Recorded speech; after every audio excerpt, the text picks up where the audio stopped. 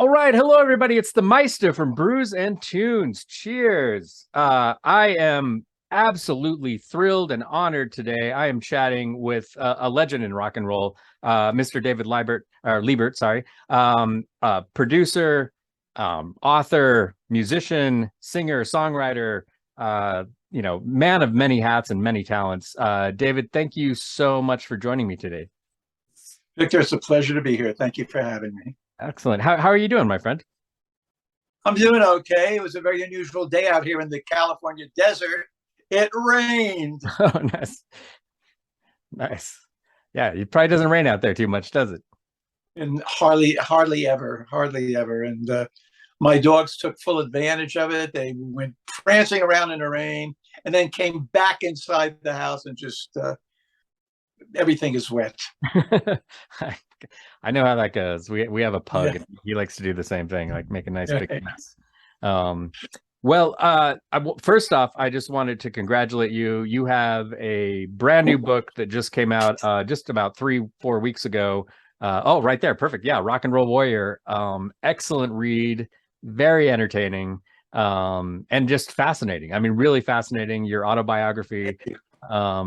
And I mean, and it encompasses, everything. It, starts from your early years as a singer-songwriter with the happenings and, up until, some rather unfortunate situations that you dealt with in terms of, drugs and alcohol and whatnot. But just an amazing, interesting scope of a life of somebody who I've always been fascinated by your history.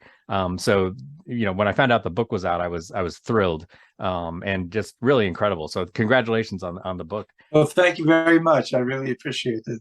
Kind of you to say so. I was curious what kind of prompted, what was the impetus of what made you decide to kind of capture your life and put it into words? I've had a lot of people say, you should write a book. I really didn't think my life was all that interesting that people would want to read about it. And my girlfriend said to me, they're right. You ought to write a book. Your life is interesting. Your story is interesting. So she was the impetus. She convinced me. And to tell you the truth, if I knew how much work it entailed and what an overwhelming endeavor it really is, I'm not sure I would have written the damn thing, but really? I did. I'm happy I did. Nice. Yeah, I mean, I think for those that don't know, I mean, as I mentioned before, your beginnings in the early days with the happenings, obviously, great pop band from the 60s, but as far as your, being a road manager and a producer, and I mean, you've worked with, just huge icons of rock and roll. Alice Cooper, for one of my favorite musicians of all time, Living Colour, Sheila E. I mean, the list goes on. I mean, it's amazing how many, Parliament Funkadelic, another favorite of mine, George Clinton and Bootsy Collins. I mean, what an amazing talent, just those two people alone. So you have this wide breadth of genres too, and it's just a really fascinating and compelling story. I think just your I mean, there's so many, I don't even know where to start. There's so many interesting passages and elements of your history. I guess where we could start is maybe on the musician side. You started as a musician as a young man, and I was curious about kind of how that started. Did you come from a musical family? Like what kind of started you down that path? I probably, thankfully, inherited my dad's musical ability. He played the violin and he could play anything by ear. Oh, wow. And I somehow inherited that same particular talent. And I asked my parents when I was about 6 years old, I want to take piano lessons. And they said, okay, but you can't quit until we say so. That's the deal. So I agreed. And I hung in there for about 8 years. And by the time I was big and old enough to say I've had it, everybody else was having fun, playing basketball. And I'm tethered to a keyboard for the better part of 2 hours a day, as the lessons got more progressive and challenging. Right. I had enough. But the damage, so to speak, had been done. I got my musical education, and thankfully, I was able to apply it to a career. Nice, nice. Um, How did the kind of, what was the that path in terms of, joining the happenings and starting to write songs and kind of going down that road? well, I grew up in Paterson, New Jersey, and I hung out with a few guys that liked to harmonize. At that time, there were a lot of doo-wop songs, the Paragons, the Jesters, the Diablos, those kinds of music vocal groups. So we used to hang out in places, mostly the parking lot of this restaurant we used, because not seriously thinking we can turn this into a business. It was really mostly to meet girls. I think that's how most bands get started. I think you're right. In any event, we're pretty good. We started to realize, we harmonize as good, if not better, than most of these bands that we hear on the radio. And that's when we decided to take it seriously. We made a little demo, and I started to hit the streets of Tin Pan Alley. New York City was only, a dozen miles away from Paterson, New Jersey, which is actually a suburb of New York. And there's a section in New York City called Tin Pan Alley, and it houses a lot of music buildings that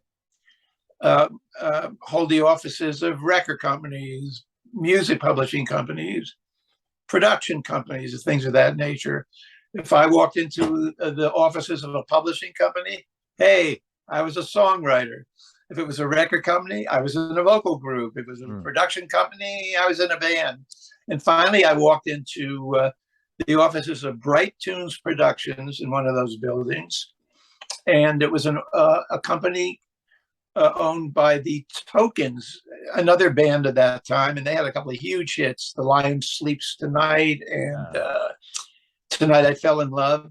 They liked our little demo, and they offered me and our lead singer, Bobby Miranda, they offered the two of us a job for the huge sum of $25 a week each.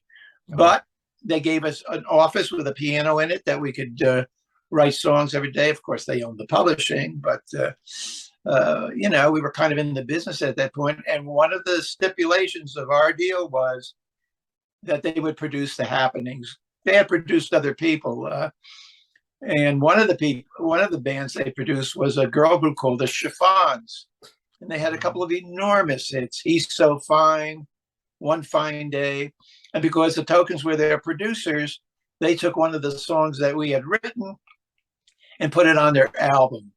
Now we're thinking, hey, this is a pretty big time, Yeah. We got a song on the Chiffons album, and then the next thing happened. A few songs that Bobby Miranda had written by himself caught the producer's ear of an English band called Jerry and the Pacemakers, and he decided to record that as their next single release. Now, the interesting thing about that was the producer of Jerry and the Pacemakers was George Martin, the exact same producer of the guy that produced the Beatles. Right. Yeah.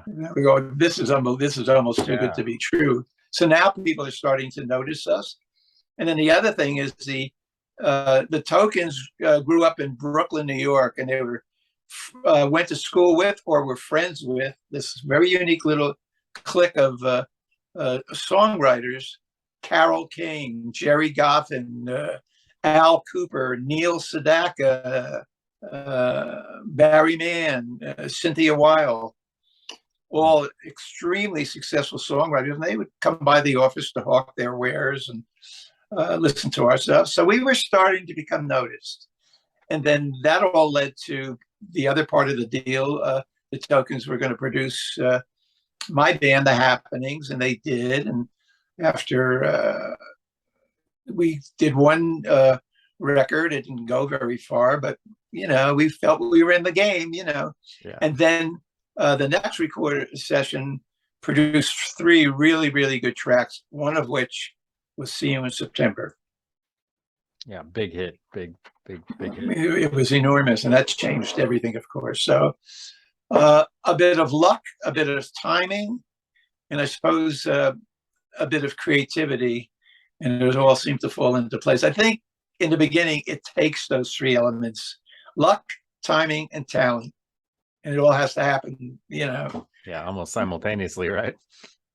Yeah, Yeah. that's fascinating. And so tell me about how did you transition from being in the happenings, being a performer, being a musician, to being a road manager? Kind of how did that happen? Because it was from what I remember in the book, it was a short period of time, roughly, from you going from playing with the happenings to being a road manager for Rare Earth, right? Yes, that's true. I started to become a little bit disillusioned with the happenings. The Tokens, our producers, thought that they had found the secret to our success was to take an old song, remake it, and put it out there. Yeah, it did work for the first 4 songs. They were huge hits. And then we stopped having hits. So at that point, I wanted to take what we did best, which was our harmony techniques, and apply it to more contemporary structures and the themes, sort of like what Crosby, Stills, and Nash were doing at that very time that I was thinking about this. Yeah. The other happenings would have none of it. They really didn't want to change. They wanted to continue playing colleges and nightclubs, and I thought that was the road to absolute obsolescence. So I left. And I got various jobs over a couple of years. I was the house booker for a couple of clubs in Long Island. I worked for a management company whom they managed Johnny Maestro and the Crests and the 5 stair steps.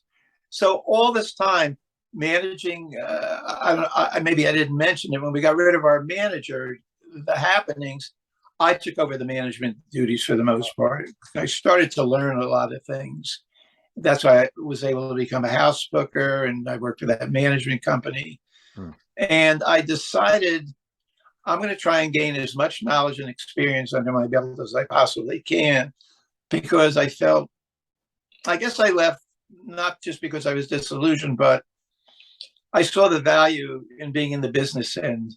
I can manage other bands, I can make deals, I can do this. I was pretty sure that I couldn't be a happening the rest of my life. So I went through some various jobs. And as you mentioned, one of them, I ended up as the road manager for Rare Earth, and that was a really cool gig. Yeah. And then one day I got a call from Johnny Podell, Alice Cooper's booking agent.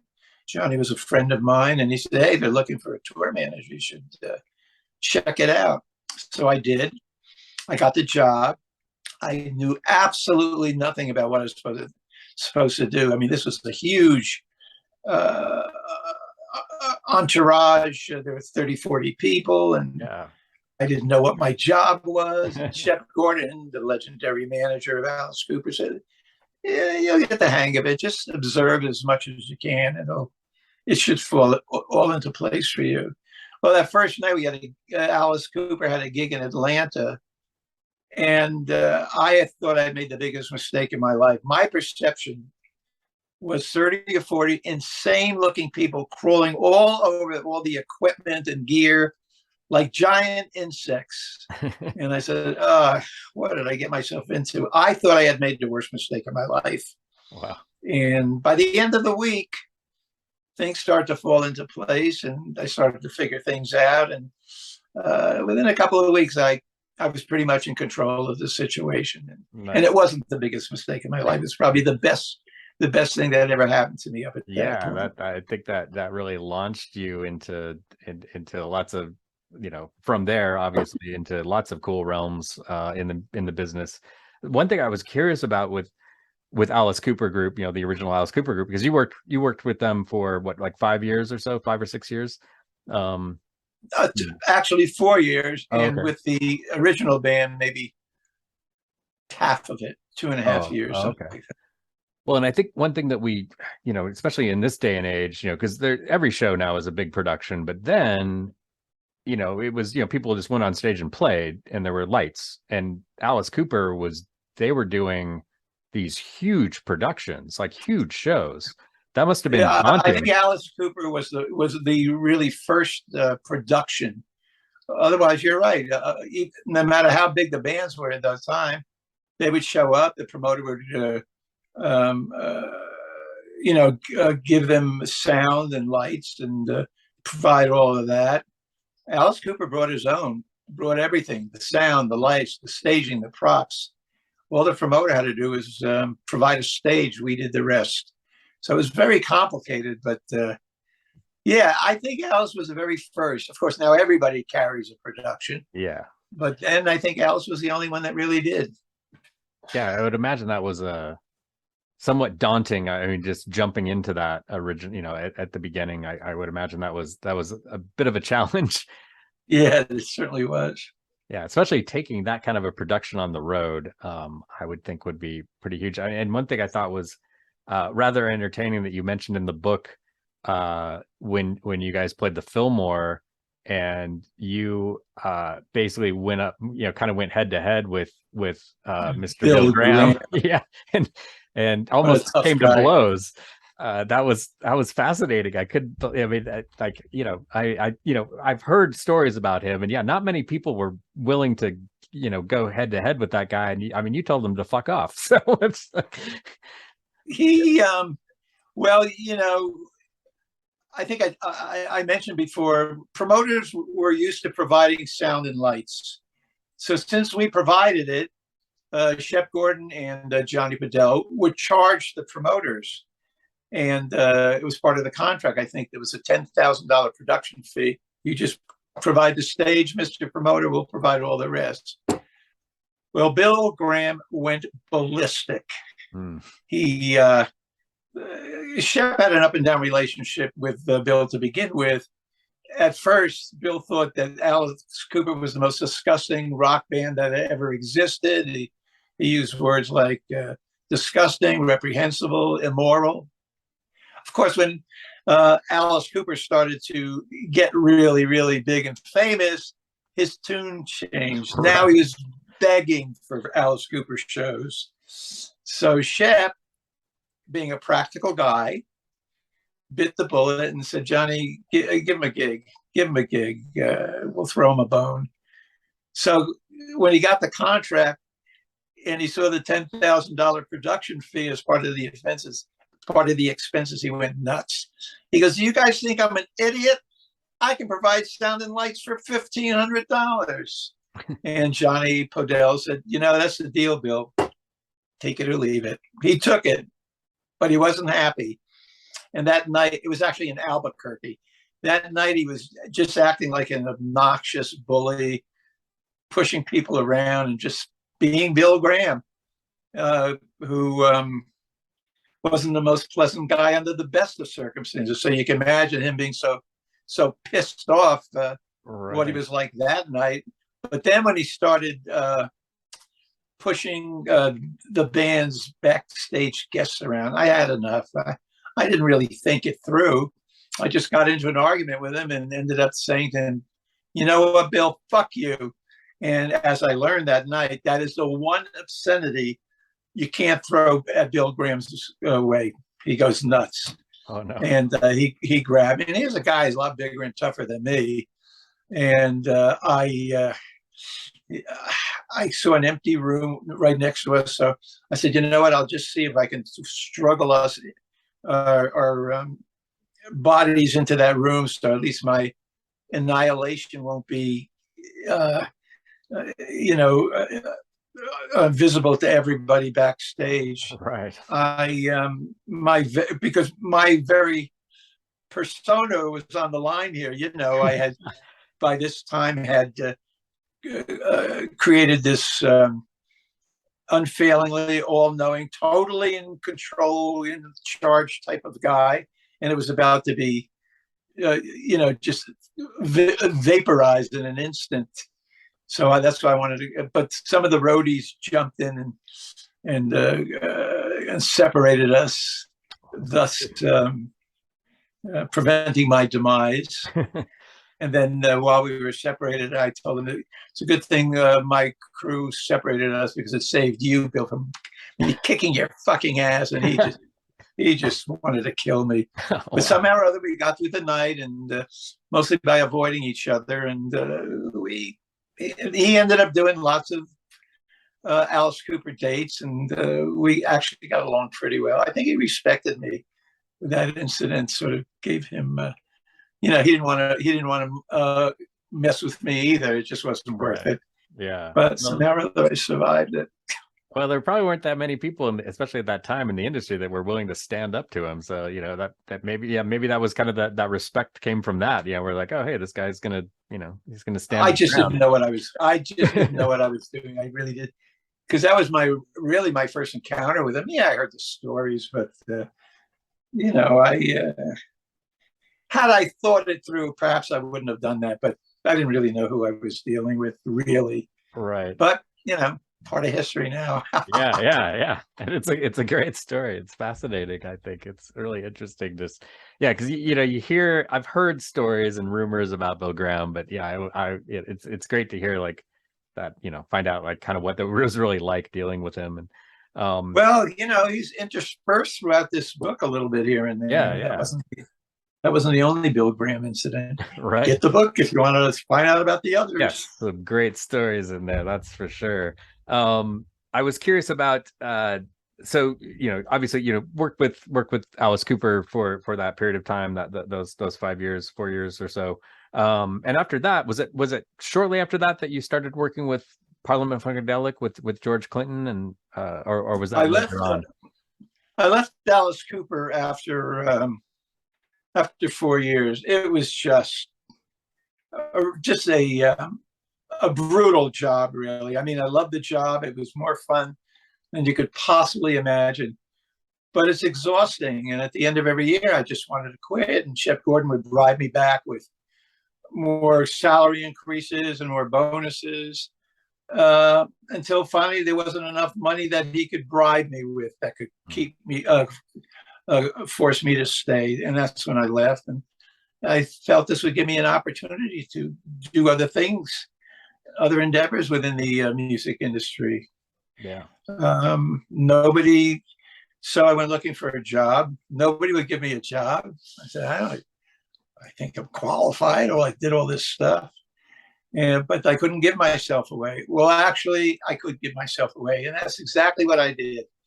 I took a job with Ron Strasner and Charlie Baseline. I knew Ron because he was the manager years ago of Rare Earth. And I had worked for him before. He says, David, we'd love to hire you, but we're broke. We can't pay any money. But look, we got this, we got a couple of things that's about to explode. Parliament Funkadelic, George Clinton. So I did my due diligence. I did my research, and I saw, I should hop on board this. This is really going to be big. And that's how I got involved with George and Bootsy, and ended up being his booking agent. And then years later, ended up being his manager, which is probably why I don't have any hair, Victor. Don't manage George Clinton if you don't want to be bald. A lot of stress, it sounds like. Well, I joke about it, but I think it's more genetic than right. But it was quite a trip. Quite a trip. Sure, yeah. And speaking of big production, Parliament Funkadelic, huge production shows, with those two bands. I would imagine that was quite the endeavor to deal with. Right, but I looked like a hero because I had been through it for years. I knew exactly how to deal with big productions, whereas nobody in that organization really did. So I came out smelling like a rose. I modified all of the things that I revamped things. I made it a real smooth operation, and for George Clinton to have a smooth operation, at least technically speaking, production-wise, was almost a miracle, quite frankly.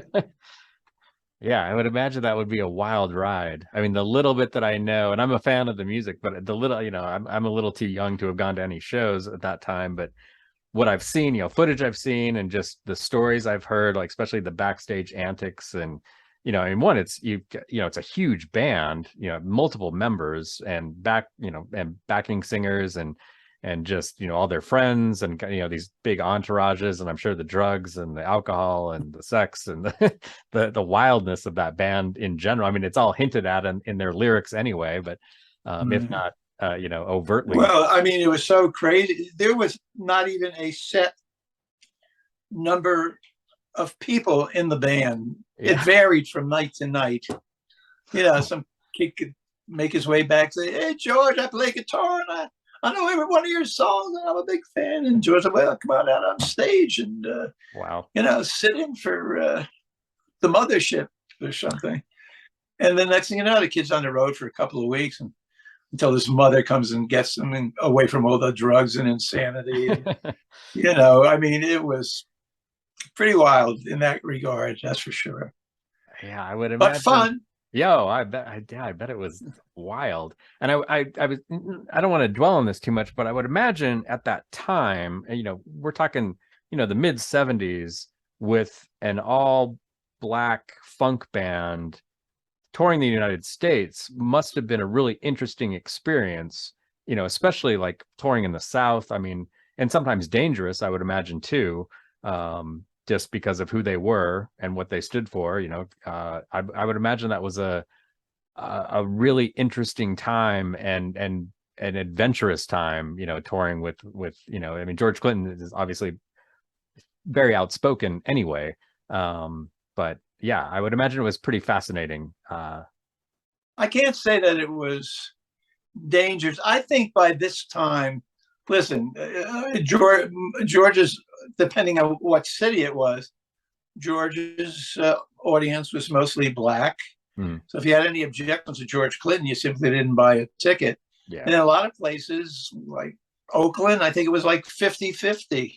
He had a lot of white fans too, because he had some big crossover hit records. Right. I never really saw anything that, there were incidents, but no more profound than some of the incidents with white bands. At least that was my view of it all. Gotcha.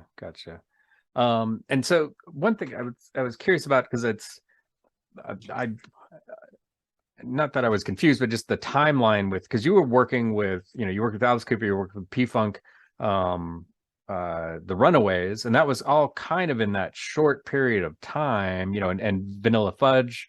And I mean, so you were doing a lot. I mean, you had a lot going on. I would imagine it was just kind of a whirlwind, and probably pretty exciting, and a lot of really some amazing talent there too.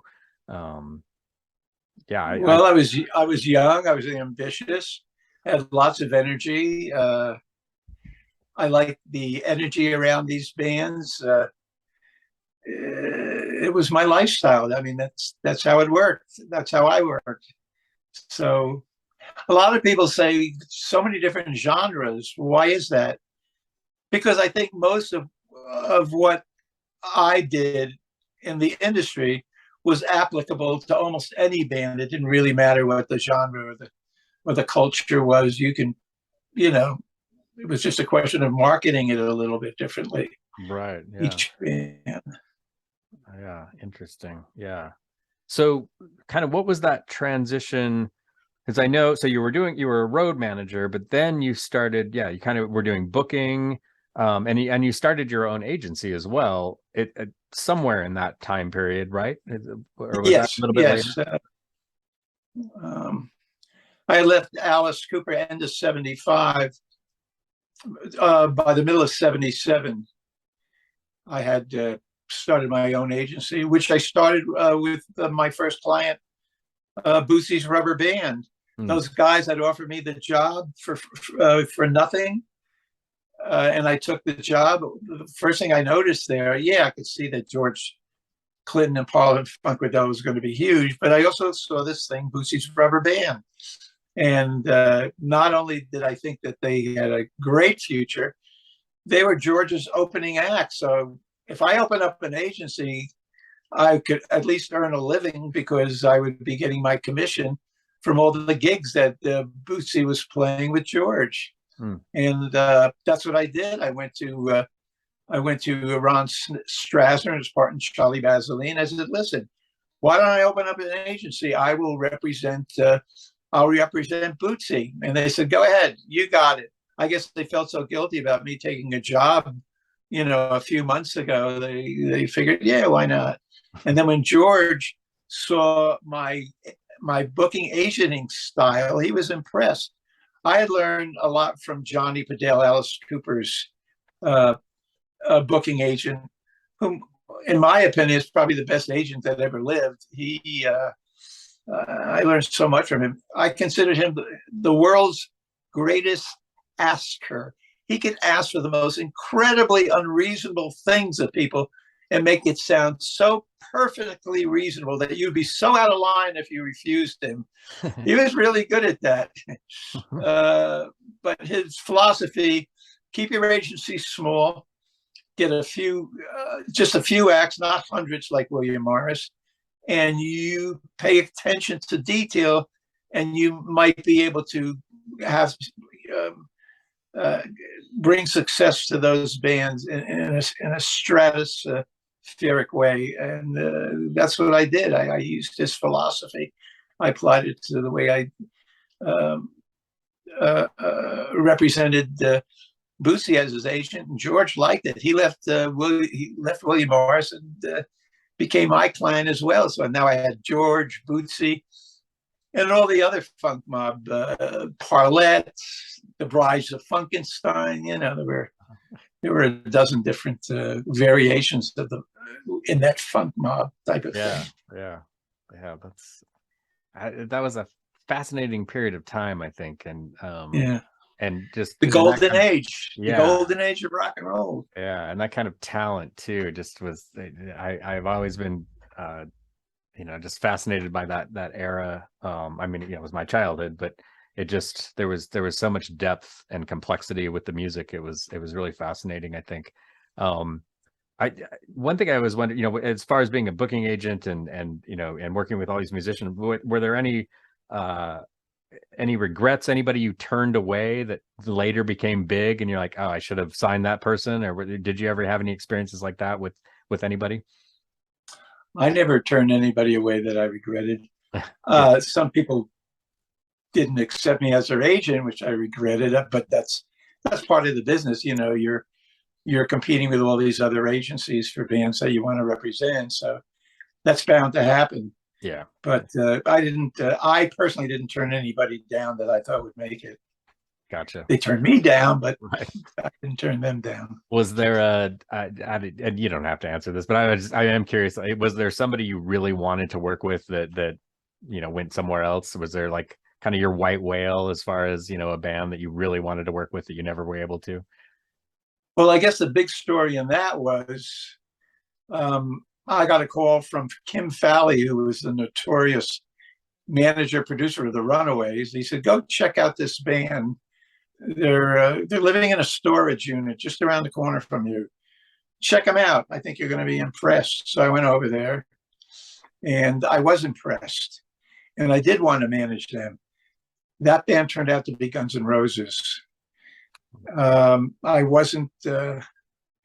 I just was so impressed with them. The one thing I noticed about them was, amongst many things, of course, was they were the real deal. And by that I mean is they were really Guns N' Roses. They were never not the band. They were always the band, whether they were together or just individually. They were never not Guns N' Roses. Listen, when the Happenings got done with their little run of dates, we all went home to our lives and we weren't Happenings anymore. I became David Libert and they became who they were. That didn't happen with Guns N' Roses. They were never not the band. And that's a very intoxicating thing. I don't know if it was their state of mind, confidence in themselves, but it influenced how you felt about them. You simply knew there was no way they weren't going to make it. And of course, they did make it. I wanted to manage them, but I had to get them out of that their living conditions, living in that storage unit. Can you imagine? Yeah. Oh, It was a great place to rehearse. It wasn't a great place to live. There's no running water, and so I went to my brother, who was uh, a doctor, very well to do, and I said, "Listen, there's this band. I think they're going to be really big. I want to borrow $20,000. I need to get them off the streets. I need to, they're there for the taking." And I gave them the demo, which was basically note for note the album Appetite for Destruction. Wow. And then I said, for the 20 grand, which I will repay, I will give you 20% of the management of the band as well. Oh, so I'm going to borrow 20 grand. And by the way, I never asked my brother for anything in my entire life. So for 20 grand, he'd own 20%. I would pay it back anyway. And then I couldn't get a hold of him for like a week. When I finally got a hold of him, he said to me, I went over this with my accountant. He says, this is really very, very risky to invest $20,000 in a completely unknown band. And he said, also, my son listened to the cassette and he didn't think these guys were very good. He felt they needed a lot of work. Oh, wow. And he turned me down, and I had to walk away from it because I didn't have any money at that time. And I couldn't really offer them anything that would help them. I knew exactly what to do with them. I knew record companies would just jump on it. Yeah. But I simply was in no position to, and I never spoke to my brother again. Oh, really? Yeah. Imagine that investment, what it would have meant to him. Oh, yeah. Yeah. I mean, they became, the biggest band in the world at that time, in the early 90s or late 80s, early 90s. Yeah. They were the biggest band in the world. It was so obvious. They had such animal magnetism, and the songs were unbelievable. They had such presence. Oh, well. Yeah. Win some, lose some. Yeah, exactly. But I mean, you still have, your legacy is far and wide. I mean, you also worked with another one of my favorite bands, Living Colour, their talent is beyond wonderful. I think one of the very greatest live bands that ever existed, and a bunch of great guys too. They were obviously extremely talented, but they were also very disciplined, politically astute, just very intelligent, fascinating guys. Loved working with them. It was great. And Will Calhoun, the drummer, is still one of my very closest friends. Oh, nice. I was going to ask you if you still are in contact, because you worked with them in the early years of, right? At the early kind of early 90s with them, right? No, I wasn't. I was not involved with their first iteration. Oh, okay. It was the second iteration. I actually put them back together again. They had broken up. Oh, interesting. And I guess this is 19. This is like 19. 2008, 2009, something like that is when I got back together. When I put them back together, I said, well, let me see if I can put a little run of dates here on the West Coast. Let's see if people are still interested, because they wanted to get back together. So I put a little run of dates together, and all of them, a dozen dates, they virtually sold out. So yeah, people wanted to see them. And that's how they got back together again. And we had a pretty good run. Yeah. And they're still together, which is, that's great. Yes. You're that launching pad. That's amazing. That's fantastic. Yeah. Great band. Like you said, just the amount of talent in that band is amazing. Incredible. Yeah. Every single person in that band is just absolutely. Yeah. I really like them a lot. And you also worked with Sheila E. and of course through, also came to know Prince, obviously a legendary rocker, but you worked directly with Sheila E., who's also, speaking of amazing talent. What was that like? And that, I guess that would have been in the 80s, right? When you were working with her? Yeah. Yeah, 86, 87, I guess, around the Purple Rain tour. I think those are the dates. Um, it was great working with her. It was fun working with the whole Prince organization. I like Prince. I thought he was an interesting guy. He could be really brutal with people sometimes. Hmm. I don't know if it was because he was sort of diminutive in stature, but I don't know what it was. But he was very defensive, and he ruled out of fear, which is interesting because Alice Cooper ruled out of love. I mean, everybody loved them. They just didn't want to let the guy down. Where Prince, people just walked on eggshells around him. Everybody was afraid of him. But I got along really well with him. I'm not sure why. My theory is I was older than everybody else in his inner circle, and he knew of my association with Alice Cooper and George Clinton, who he absolutely idolized, believe it or not. Oh, nice. So I guess that that warranted me a certain amount of respect for him. So he was never nasty to me. So nasty with other people, but he was always very nice to me. So I can't complain. It's amazing that I say to myself, it's amazing that Prince would even care what I thought about him. But apparently he did. So that's nice. Well, I mean, you had, and still, you have a huge reputation in the rock and roll world. I mean, you've worked with so many people for such a long period of time, and yeah, your name is well known. I would imagine, yeah, he would have.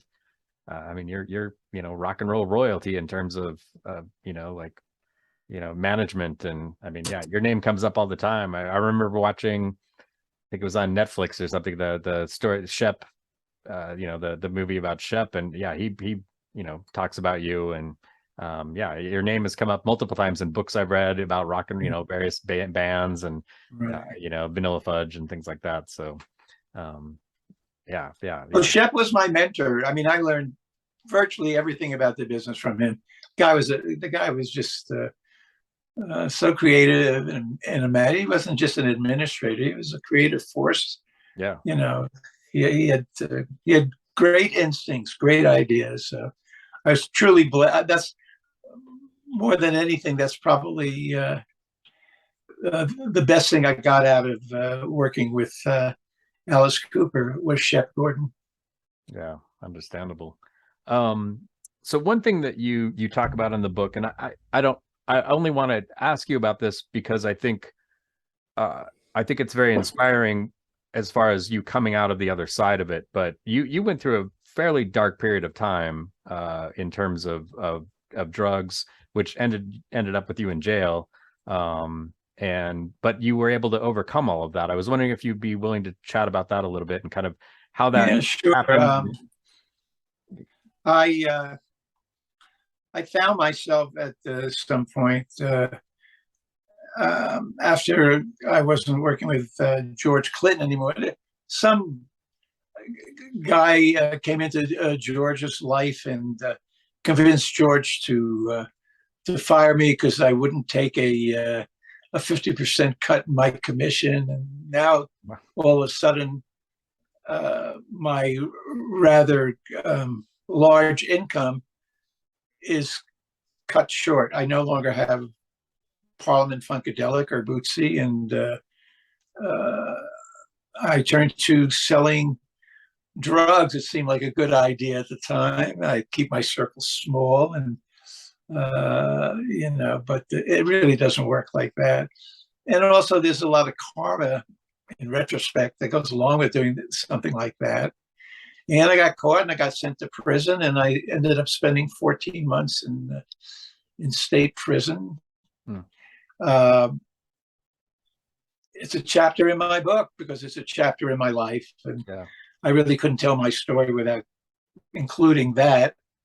And then when I got out 14 months later, I started from scratch, and along the way, I had some very wonderful supporting people. my friend, attorney Alan Oken, who we had been partners together. He used to work at A&M. We started another management company, Available Entertainment, and just people along the way. People like my friend, actor David Keith, an Officer and a Gentleman. Oh yeah. And just a lot of people who were supportive, and inch by inch, I was slowly starting to crawl my way back into the business. And even though George had fired me as his booking agent years ago, he rehired me during this period to be his manager. The other guy that was such a bad influence on it was long gone. And somehow or other, I was able to crawl my way back and stay there for a while.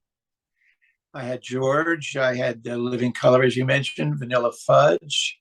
I had a few other bands, and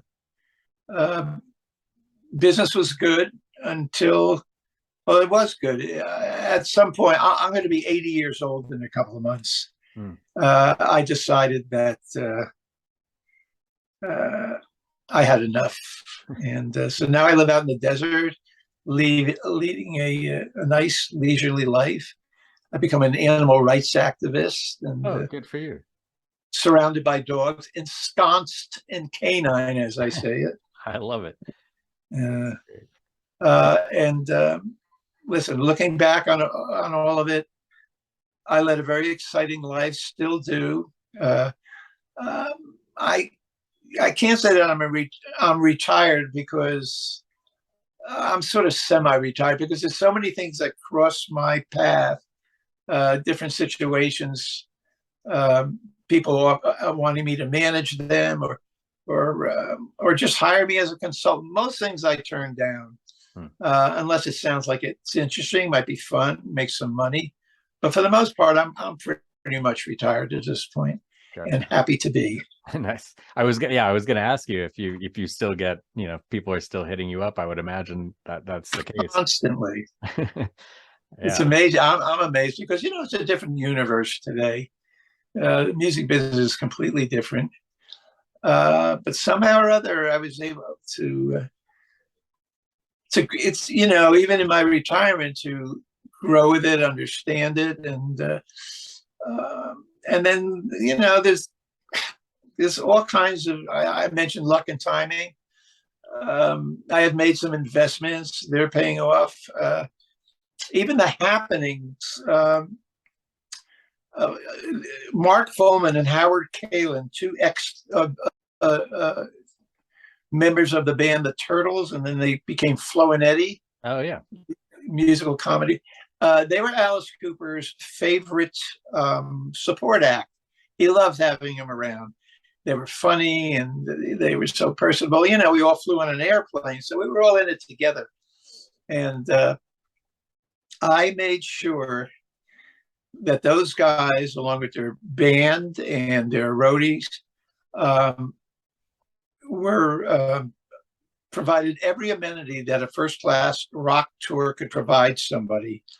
And I don't know if it was because of that, but 40 some odd years later, just 5 or 6 years ago, they filed a lawsuit against SiriusXM and Pandora for those companies for failing to pay artist royalties on any thing that was pre-recorded prior to 1972. There were federal laws for anything after, but not before. Long story short, they won, they settled with those two companies for $300 million. It was a class action suit for everybody who had pre-1972 recordings, which included the happenings. It was an enormous windfall, and is one of the reasons I can live comfortably in my retirement. But there's always things. A year ago, August, CBS ran an ad for their NFL CBS fall season, And what did they use for the music? See You in September. Nice. Another windfall. And then they liked that was so successful they decided to use the song not just for the NFL, but for their actual fall lineup as well.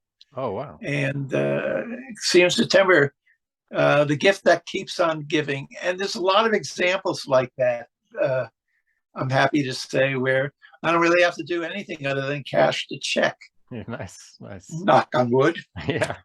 That's a cool, it's such a great legacy. It's got to be, it's in somewhat, I would imagine in some ways almost bizarre to think like, here's a song I wrote in my 20s and I'm still making money off of it. Like I would imagine in some ways that not bizarre, maybe, I mean, not in a bad way, but it's got to be, it's fascinating that and in a good way that art, that, you know, that artistic, you know, this piece of art that you put out into the world in the 1960s is still relevant and making money. Yeah, and that's and really you really cool. never know about those kinds of things. It's become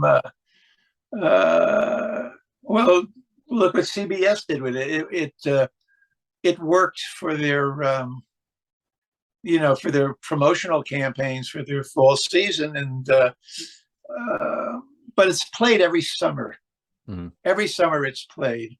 Yeah. And you know, yeah, that was a good one.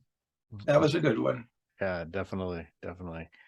Well, David, this has been an absolute pleasure and an honor speaking with you. For all my listeners out there, you need to pick up this book, Rock and Roll Warrior. You will not be sorry. It is fantastic. Yeah, right there. There's a link in the description below. You can click on that, go to Sunset Boulevard Books, pick this book up. It's a fascinating read, and just the history, the richness of it all, and the stories. It's a pleasure to read. And again, David, thank you so much. This was really fun chatting. Thank you. It's been a pleasure. Thank you so much. Yeah. Have a good evening. You too. Bye-bye. Thank you.